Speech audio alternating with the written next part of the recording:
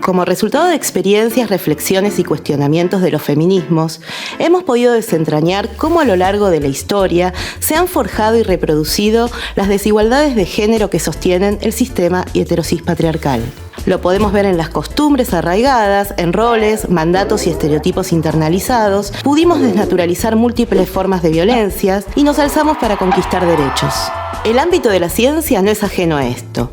Abordarlo desde la perspectiva de género y diversidad nos permite analizar la relación entre la ciencia, las mujeres y las diversidades desde varias dimensiones. Pero vayamos por partes y antes de empezar, veamos algunos conceptos clave. ¿Qué es la ciencia?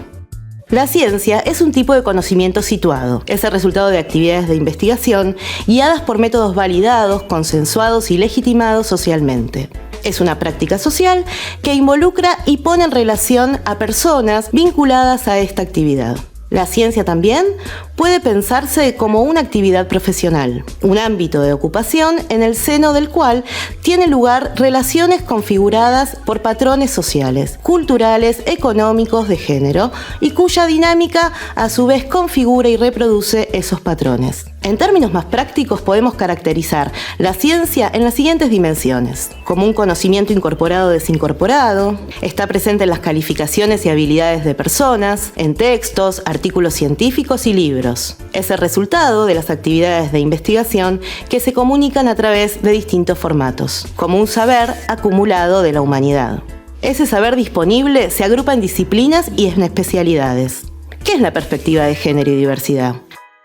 La perspectiva de género y diversidad nos permite visibilizar que las diferencias por motivo de género no son cuestión de biología o esencia de las personas, y que esas diferencias no debieran ser motivo de jerarquía, desigualdad, discriminación o violencias. Solemos comparar la perspectiva de género y diversidad con un par de anteojos violetas, dado que nos permiten observar algunas cosas que generalmente no se ven de otra manera. En especial evidencian que las representaciones sociales, los prejuicios y los estereotipos de género afectan la forma en que nos relacionamos. Por ejemplo, podemos identificar la división sexual del trabajo. En esta división es común que se piense que las mujeres son mejores cuidadoras que los varones por una cuestión biológica.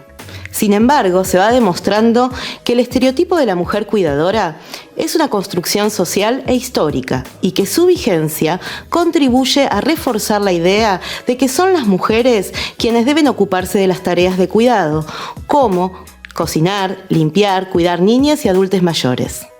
Los roles, mandatos y estereotipos de géneros inciden en todos los aspectos de nuestra vida. Se cristalizan en la cultura y son reproducidos a través de instituciones, mecanismos de socialización y todo tipo de productos culturales. Y en la ciencia también. La inclusión de la perspectiva de género y diversidad en la ciencia puede pensarse en dos dimensiones relacionadas. Se puede pensar en tanto actividad profesional, así como en tanto discurso sobre la realidad. Si focalizamos en la ciencia como actividad profesional, algunos de los problemas que la perspectiva de género y diversidad nos permite ver se relacionan con la participación de las mujeres en la ciencia. Considera la cantidad, las posiciones que ocupan y sus trayectorias. Es decir, focalizan las mujeres como sujeto científico activo. Aún restan trabajos que den cuenta del lugar de identidades diversas en esta actividad y superen la mirada binaria mujer-varón.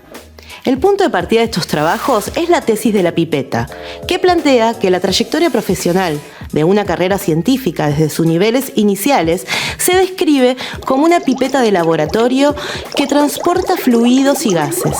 El flujo de estas sustancias es el desarrollo de la carrera científica que debe pasar por sucesivos puntos de transición crítica, por ejemplo la graduación, para el logro del éxito. Esta imagen puede implicar una visión idealizada del transcurso de una carrera científica si no se considera que a medida que avanza el flujo a lo largo de la pipeta surgen barreras de diferente naturaleza que producen la exclusión de mujeres de modo tal que la cantidad de mujeres al inicio del ciclo es proporcionalmente a lo que se observa en los varones mucho mayor que en las etapas finales. A partir de este análisis se realizaron trabajos e investigaciones que proporcionaron evidencia sobre la existencia de barreras explícitas o implícitas que históricamente obstaculizaron el acceso y las trayectorias de las mujeres en la ciencia. Una barrera explícita se refiere a la incorporación tardía de las mujeres a los ámbitos de formación. Es decir, el acceso a las instituciones y academias científicas ha sido vedado a las mujeres hasta en fechas muy recientes en la historia. Entre las barreras implícitas podemos mencionar el techo de cristal y los pisos pegajosos, dentro de la denominada segregación vertical. Son una serie de barreras invisibles que impiden que las mujeres asciendan a puestos jerárquicos y de decisión. Se refiere a la movilidad de las mujeres en la jerarquía científico-técnica e implica un análisis de posibles desigualdades en los mecanismos que regulan la entrada en el campo científico y las promociones posteriores. La tesis de techo de cristal plantea que una vez superado el impedimento para que las mujeres ingresen a las diferentes carreras, las desigualdades se empiezan a anotar a medida que se asciende en los cargos. En general, las cuestiones relativas a la continuidad de la carrera de las investigadoras se relacionan con la falta de dispositivos que permitan no tener que elegir entre la vida personal, por ejemplo, la maternidad, y la vida profesional. Existen otro tipo de barreras que entran dentro de lo que se denomina segregación horizontal y tiene que ver con la feminización de ciertas áreas de conocimiento. Las mujeres aparecen subrepresentadas, no solo en términos numéricos, sino que también confinadas a desempeño de tareas con menor estatuto epistémico o en áreas del conocimiento que desde el punto de vista androcéntrico son menos relevantes, las disciplinas ligadas a la vida, los múltiples aspectos del cuidado y lo social.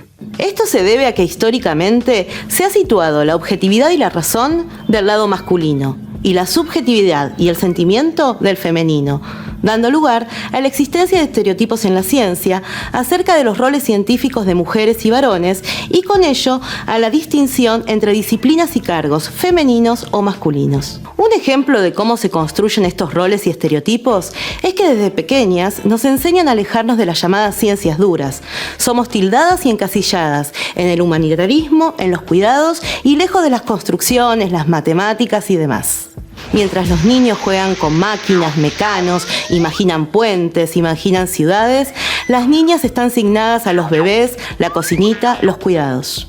Otro nudo problemático lo podemos ver también en la jornada laboral doble de las mujeres, la profesional y doméstica, o triple, profesional, doméstica, la participación comunitario-política. Esta doble jornada o triple condiciona la presencia de las mujeres en el trabajo y los estereotipos de género que circulan socialmente son los argumentos que con más frecuencia aparecen para explicar el funcionamiento de estos mecanismos de segregación. A partir de estas constataciones, se han llevado adelante iniciativas para recuperar tradiciones olvidadas, trayectorias y figuras femeninas silenciadas e invisibilizadas, y se han elaborado propuestas educativas de renovación que atiendan tanto a los contenidos curriculares como a las actitudes y los comportamientos docentes en los procesos formativos.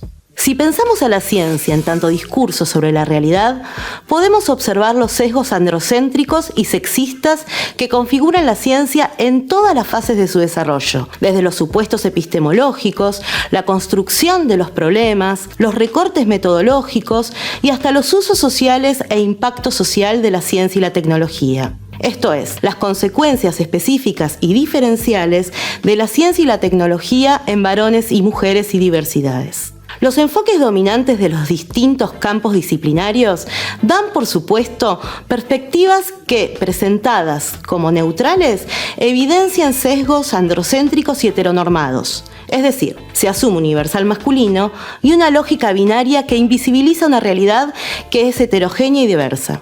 Un sesgo frecuente se da, por ejemplo, cuando se plantean las hipótesis de trabajo. Las mujeres y los varones son concebidos como iguales ante la ciencia, sin reconocerse que hay relaciones de poder entre géneros que hacen que la situación de las mujeres de partida no sea asimilable a la de los varones. Los cuerpos, las necesidades, las experiencias son distintas y su generalización lleva a su invisibilización. La ausencia o subordinación de las mujeres y otras identidades en este campo imprimió históricamente un sesgo androcéntrico para la construcción del conocimiento. Así pues, lo que se sabe, lo que es correcto, lo razonable, entra formalmente en aquello que los varones, en su sesgo genérico, han ido observando y analizando del mundo que nos rodea. Toda ciencia es política, social, cultural, por más esfuerzo en ser objetiva que se tenga. Todo investigador está envuelto en un entorno social que le impide ser un simple observador neutro. El sesgo androcéntrico no se soluciona únicamente con más mujeres investigadoras. También es necesario realizar una lectura epistemológica crítica desde la perspectiva de género y diversidad, ejercicio constante realizado por las científicas feministas. La producción de conocimientos tiene un impacto social. No es lo mismo que la ciencia enuncie o no que las mujeres tenemos instinto maternal, que el género y el sexo son lo mismo, que todo lo femenino es pasivo, paciente, conquistable, pero además tiene impactos materiales muy concretos en nuestras vidas, ligados, por ejemplo, a los desarrollos de tecnologías. A pesar de la tardía incorporación a las instituciones formales de la ciencia, las mujeres siempre han llevado adelante formas de explorar, comprender, explicar, habitar y cuidar el mundo. Su historia, nuestra historia, ha sido acallada e invisibilizada, pero fue nuestra propia experiencia, nuestros movimientos, los feminismos, los que nos han dado herramientas para la transformación. Hacer visibles y desnaturalizar los sesgos, los roles, los mandatos, los estereotipos y sus consecuencias es el camino para construir una ciencia colaborativa situada al servicio de la igualdad. Esto implica una deconstrucción cultural y educativa, fomentar vocaciones libres, pero también garantizar condiciones materiales concretas para el desarrollo de carreras sin barreras, sin violencias y sustentadas en una reorganización social de los cuidados.